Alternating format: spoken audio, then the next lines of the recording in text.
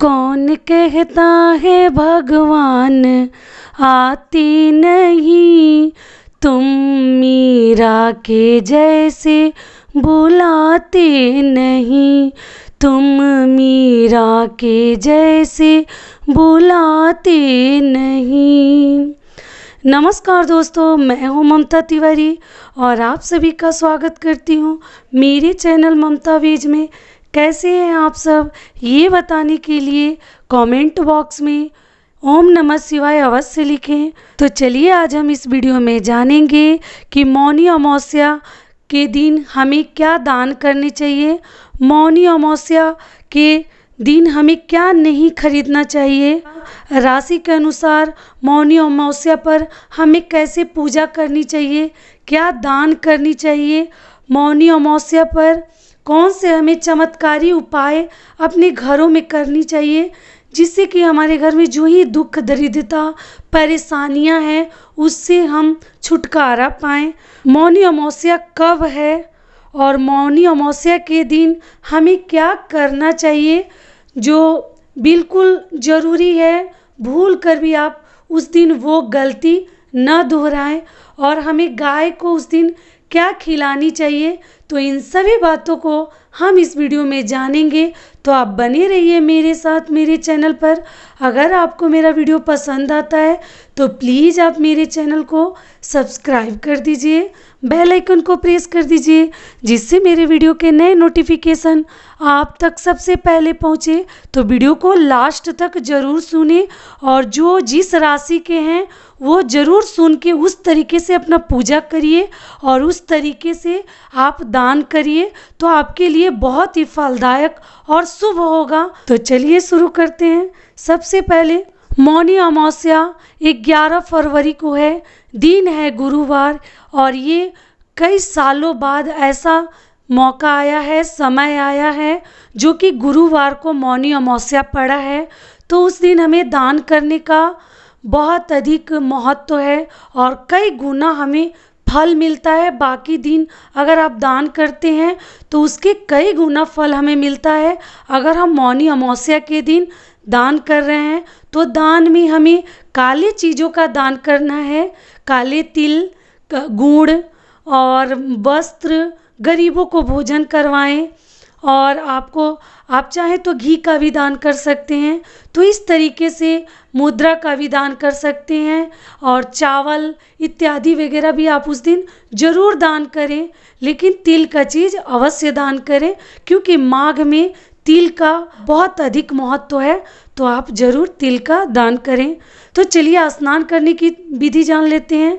तो आप सबसे पहले तो ऐसे नियम है कि नदी और सरोवर में ही हमें स्नान करना चाहिए। अगर आप नहीं कर सकते हैं तो आप बाल्टी के पानी में तिल डालकर स्नान करें, तो उससे भी शुभ माना जाता है। और जितनी भी नदी का नाम अगर आप जानते हैं उन नदियों के नाम आप मन में लेते जाइए, गंगा, जमुना, सरस्वती, जो ये नदियों के नाम आपको याद है तो लेते जाइए, उससे भी आपको फल मिलेगा। और जब आप स्नान कर रहे हैं तो अपने मुख को आप पूर्व के तरफ रखें और ओम नमः शिवाय बोलते हुए भी आपको स्नान करने चाहिए। और इस तरीके से आप स्नान करिए। और जब तक आप स्नान नहीं कर लेते, जब तक आप दान नहीं दे देते, तब तक आपको मौन रखना है। इसमें मौन रखने का बहुत बड़ा महत्व है। आप जब तक स्नान नहीं किए हैं और जब तक आपने दान नहीं किया है तब तक आपको बिल्कुल मौन रखनी चाहिए। इस बात का आप कुछ खास ही ख्याल रखें और आपको कम से कम 1.25 घंटा तो मौन रहना ही चाहिए। तो इस तरीके से विधि विधान से आप उस दिन स्नान दान करिए। फिर चलिए हम आगे जान लेते हैं कुछ दिन हम अपने घर में कौन से हमें चमत्कारी कुछ नियम करने चाहिए जिससे हमारे घर में जितने भी कष्ट हैं, रोग हैं, परेशानियां हैं, उससे हमें मुक्ति मिलती है। तो सबसे पहले आप अपने पितरों के फोटो को अच्छे से साफ करिए, पूजा करिए, उनको दक्षिण दिशा में उनको मतलब टांग के रखिए, लटका कर रखकर, जैसे दीवार पे आपने लटकाया हुआ है तो वहाँ भी आप अच्छे से लटका दीजिए और दक्षिण दिशा में ही पितरों के फोटो को आप रखिए या नीचे रखकर पूजा वगैरह करिए। तर्पण का भी उस दिन बहुत अधिक महत्व है। पितरों को प्रसन्न करने के लिए आपको उस दिन तर्पण भी करना चाहिए, दान देना चाहिए और अपने पितरों की पूजा अर्चना करनी चाहिए। उन्हें उस दिन याद करना चाहिए और उनके नाम पर दान करना चाहिए। इससे हमारे पितृ बहुत अधिक प्रसन्न होते हैं और हमें आशीर्वाद प्राप्त होता है। तो ये हो गया। और फिर दूसरा नियम है कि हमें, अगर आप किसी को भोजन कराना चाहते हैं, गरीब को या ब्राह्मण को या किसी को अगर आप भोजन का दान देना चाहते हैं, तो आप चाहे तो भोजन को पका कर ही देने का कोशिश करें। पका हुआ भोजन ही देना चाहिए। ऐसे नियम है कि आप कच्चा भी चावल वगैरह, दाल वगैरह दान कर सकते हैं, लेकिन हो सके, संभव हो तो आप पका हुआ ही भोजन दान करें। फिर हमारा तीसरा नियम है कि हमें उस दिन चींटियों को खिलानी चाहिए। आपके आस पड़ोस में अगर चींटियाँ उस दिन दिखे तो आप ज़रूर उनको सत्तू, चना का सत्तू और चीनी को मिलाकर चींटियों को आप ज़रूर उस दिन खिलाएं। फिर चौथा हमारा नियम है कि हमें दोपहर से पहले स्नान कर लेनी चाहिए। आपको दोपहर में और शाम को स्नान नहीं करनी चाहिए, समय से स्नान करनी चाहिए। 12 बजे से पहले स्नान करने को अति शुभ माना जाता है। और सूर्य देव को अर्घ्य दीजिएगा, तिल मिले जल को लोटे में डालकर और सूर्य देव को अर्घ्य दीजिए। और अगर आप चाहें तो जो लाल गोला निकलता है वही अर्घ्य देना अति शुभ और फलदायक माना जाता है। और आप उस तरीके से सूर्य देव को जल दीजिए और ओम सूर्याय नमः का आप जाप भी करिए। ओम नमः शिवाय भी आप बोल सकते हैं या ओम सूर्याय नमः भी आप जप कर सकते हैं, तो मन में बोलते रहिए।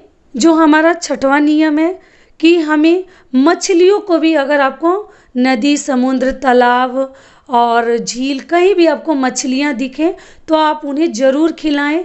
आप आटे से बने हुए गोल गोल से करके उन्हें दाने अवश्य खिलाएं। फिर अगला नियम है हमारा, शाम को हमें अपने घर में दीपक अवश्य जलानी चाहिए और वो भी दीपक हमें तिल के तेल का जलानी चाहिए। और आपको एक हवन भी उस दिन अपने घर में करना चाहिए। जो ही आपके घर में कोई रोग से परेशान है, किसी तरह के कष्ट से, कर्ज से या और भी परेशानियां हैं, तो आप उस दिन अपने घर में कपूर अवश्य जलाएं। कपूर के साथ हो सके तो आपको अगर नीम की पत्तियां मिलती हैं तो उसके साथ आप ज़रूर अपने घर में धुआं करें, हवन करें, बहुत शुभ माना जाता है। शंखनाद करें। तो इस तरीके से आप शाम को और सुबह अपने घर में दीपक जलाएं, हवन करें और धूप वगैरह करनी चाहिए आपको।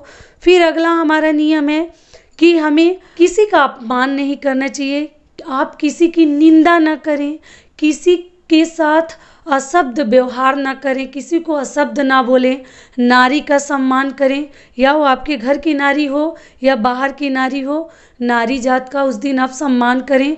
गलती से भी आप उनको कभी अशब्द ना बोलें, ना उनका अपमान करें।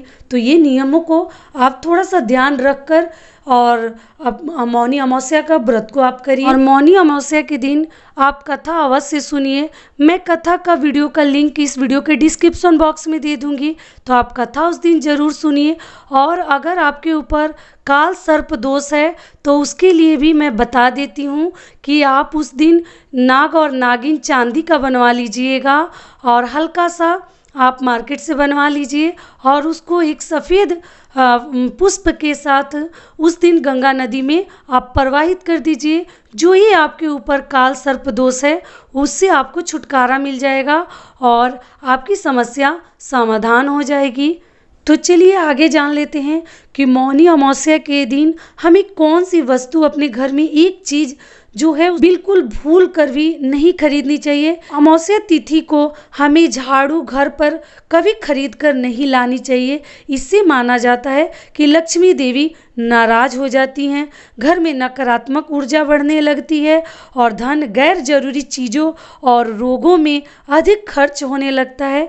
ऐसे में बरकत चली जाती है। इसलिए अमावस्या तिथि को आप झाड़ू की खरीदारी बिल्कुल ना करें। भूल से भी आप उस दिन झाड़ू न खरीदें। अमावस्या के दिन आप काली गाय को चावल ज़रूर खिला सकते हैं और आप चाहें तो पका हुआ भोजन भी करा सकते हैं। अगर काली गाय मिले तो आप ज़रूर खिलाइए और तिल भी खिला सकते हैं, अति शुभ माना जाता है। तो चलिए आगे जान लेते हैं कि राशियों के अनुसार हमें मौनी अमावस्या पर क्या दान करना चाहिए जिससे हमारी सभी मनोकामनाएं पूर्ण होती है। तो आपकी जो राशि है आप उस दिन उसी चीज़ का दान करिए, उसी वस्तु की दान करिए। तो चलिए जान लेते हैं कि वो चीज़ें क्या हैं। इस साल मौनी अमावस्या पर एक महा संयोग बनने जा रहा है जिसका लाभ सभी राशियों के लोगों को उठानी चाहिए। शास्त्रों के अनुसार अमावस्या के दिन तप, जप और दान का विशेष महत्व है। इस दिन किया गया दान, पुण्य और पूजन का अन्य दिनों की अपेक्षा हजारों गुना पुण्य प्राप्त होती है और ग्रह दोषों के प्रभाव से भी आप राहत महसूस कर सकते हैं। तो इस मौके पर राशि के अनुसार कुछ वस्तुओं का दान आपके लिए विशेष लाभदायी होगा। आपके ऊपर पितरों की कृपा होगी। मेष और वृश्चिक राशि के स्वामी मंगल हैं, इसलिए मौनी अमावस्या के दिन आपको तिल, तांबे का बर्तन और गेहूं का दान करना चाहिए। आपके लिए शुभ माना गया है। ऐसा करने से आप पर पितरों की कृपा होगी। और अगला है वृषभ और तुला राशि। तो इन दोनों राशियों के स्वामी हैं शुक्र, इसलिए दोनों राशियों के जातक जौ, आटा, चीनी और वस्त्र का दान करना आपके लिए उपयोगी है। ऐसा करने से आपकी सभी इच्छाएं पूरी हो सकती हैं। ऐसा शास्त्रों में कहा गया है कि आप इन वस्तुओं का दान करें। मिथुन और कन्या राशि के स्वामी है बुध, इसलिए दोनों राशियों के जातक दालें, तिल, तिलकुट, कंबल और जूता का दान करें।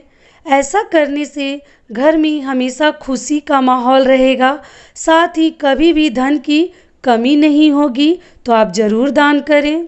कर्क राशि के स्वामी हैं चंद्रमा, इसलिए मौनी अमावस्या के दिन आप स्टील के बर्तन, अगर संभव हो तो चांदी का कुछ भी सामान आप दान कर सकते हैं। साथ ही मिठाई, दूध और दही भी आप दान कर सकते हैं। ऐसा करने से नौकरी और व्यवसाय की समस्या का अंत होगा। अगला है सिंह राशि के स्वामी है सूर्य, इसलिए अमावस्या के दिन छाता, जूता, गेहूं, धार्मिक पुस्तकें और धन का दान कर सकते हैं। यह दान किसी किन्नर को देंगे तो ज़्यादा लाभ होगा। ऐसा करने से आपकी धन संबंधित समस्याएं भी दूर हो जाएंगी और आपके दाम्पत्य जीवन में भी मधुरता आएगी। धनु और मीन राशि के स्वामी हैं बृहस्पति देव, इसलिए आप इस शुभ दिन पर चना, गुड़, शहद, चंदन और काला कंबल दान में दे सकते हैं। ऐसा करने से परिवार में वाद विवाद के साथ प्रॉपर्टी का भी विवाद खत्म हो सकता है। साथ ही दाम्पत्य जीवन में मधुरता आएगी। तो आप जरूर दान करें। अगला है मकर और कुंभ राशि के स्वामी हैं शनि देव, इसलिए मौनी अमावस्या पर आप छाता, शनि चालीसा, लोहे का सामान, तिल, तेल का दान कर सकते हैं। ऐसा करने से व्यापार में लाभ होगा और परिवार की बीमारी भी खत्म हो जाएगी और आपकी मनोकामना भी पूर्ण होगी। तो ऐसा नहीं है कि जितनी चीज़ों का मैं दान बता रही हूँ तो उन सभी का करना है। अगर आप चाहें तो उनमें से चुनकर किसी एक और दो चीज़ों का भी दान आप कर सकते हैं जो आपके घर में मौजूद हो उस समय पर, तो आप उस तरीके से दान कर सकते हैं। इन सभी में से कोई एक और दो चीज़ों को मिलाकर। तो यही थे हमारे कुछ महत्वपूर्ण नियम और चमत्कारी उपाय। आशा करती हूँ कि आप मौनी अमावस्या के दिन जरूर इनको दान करेंगे और इस तरीके से पूजा विधि अपना करेंगे और व्रत रखें, पूजा करें। और यहीं तक का था हमारा वीडियो। आशा करती हूँ कि इससे आपको लाभ मिलेगा। तो फिर मिलती हूँ एक नए वीडियो में। तब तक के लिए नमस्कार।